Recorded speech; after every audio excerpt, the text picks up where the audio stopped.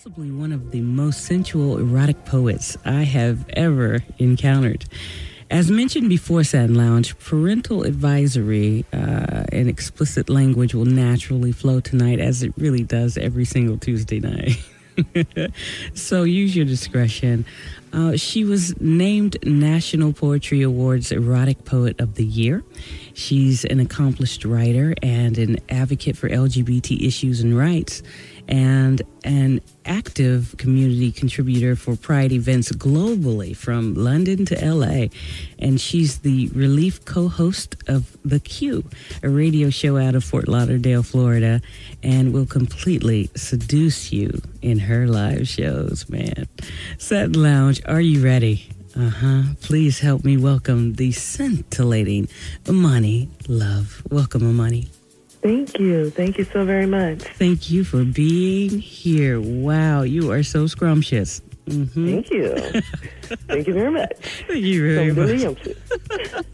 Well, let's get right into it. You know, words and erotic whispers, they are pretty popular in your lane. Why is it so important to you to tell these kind of erotic stories?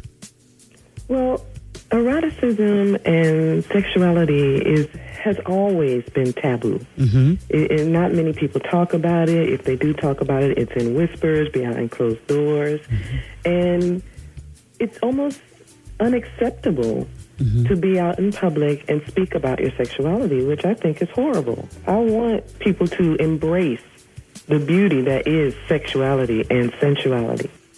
I believe that everyone should enhance their lives by being able to speak freely about what they want in the bedroom. What they want. You get what you want because you ask for it. Is that right? Absolutely. Absolutely. Well, as I mentioned, you were named the Erotic Poet of the Year for the National Poetry Awards. How do you feel about having your work validated that way? Or does it matter to you at all? If people have an opinion about it at all, does it matter to you? It is an honor. Absolutely an honor. To be even recognized, and after only being in this line of work for a short time, I at least it feels like a short time. It's only been about 10 years. But to me, it feels like a short time because I'm doing something I enjoy, and only doing it full time the last 3 years, to where I left the day job and pursued this professionally. This is my career. This is my life's work. And to have recognition on that level is absolutely amazing and humbling. And deserved. Well deserved. Thank you. What draws you to this? Why did you want to do this full time? Why is this now your purpose? Well, I realized that when I was working a day job, I spent a lot of my time, even though I should be working, daydreaming about the next time I would be at an open mic, or the next time I would be at a poetry show and be able to express myself. And it got to the point to where it got frustrating. To where I really wanted to be able to do it full time and do what I love and what people around me seem to enjoy, and make a living at it. So I figured I might as well follow through now while I have the opportunity, where some people don't pursue their dreams while they have the chance. And you are now following and pursuing that dream with such stimulating energy.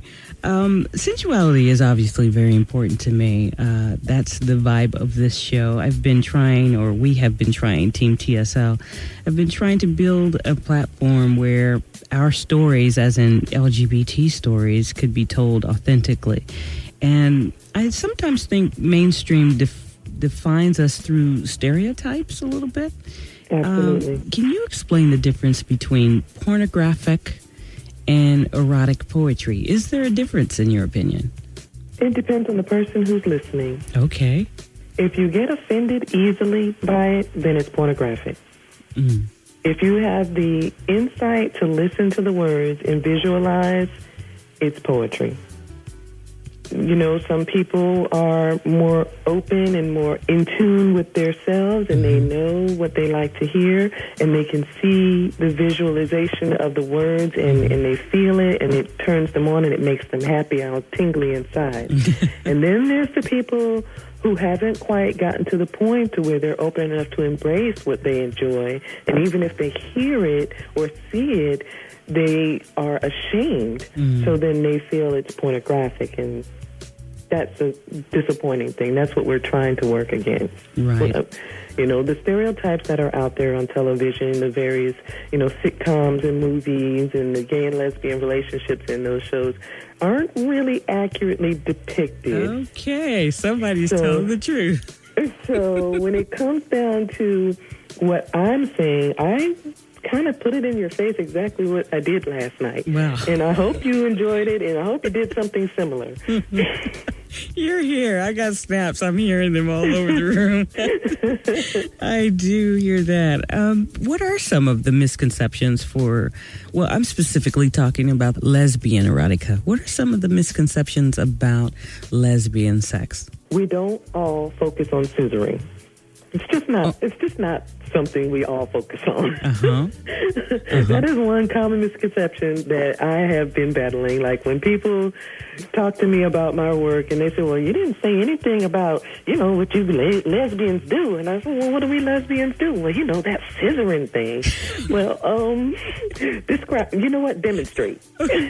Okay, Immani, a lot of people, maybe not a lot of people, but some may not know what scissoring is. What is scissoring? Explain it through your... Yes.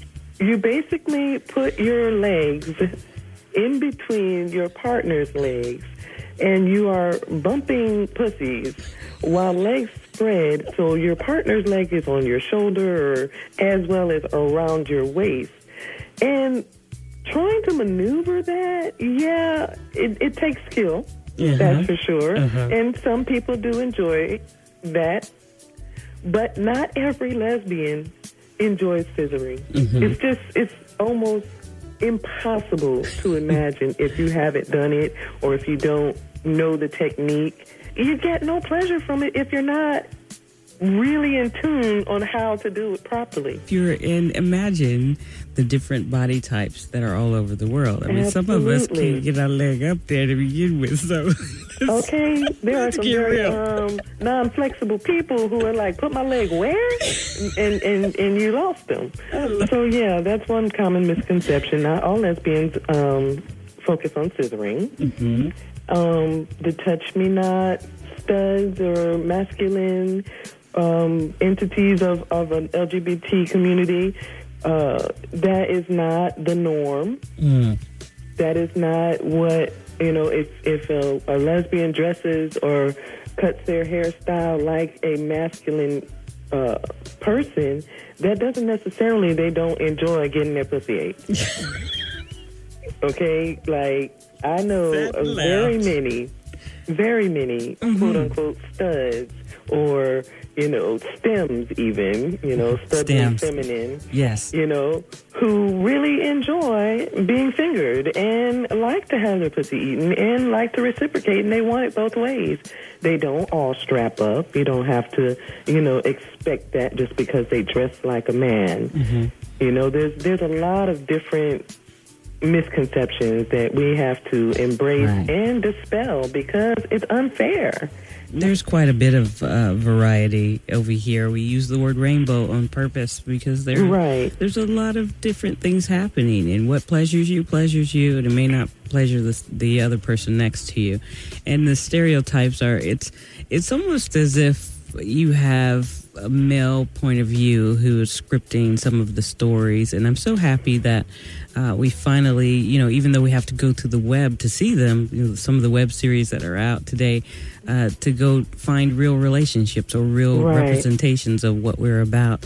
And it's not as intimidating as it sounds. Immani, where do you have to go to, create some of these stories and these erotic poems and stories that you have? Are they personal experiences? Or where are you going? 90% are personal experiences. Wow. There's very little that I have to imagine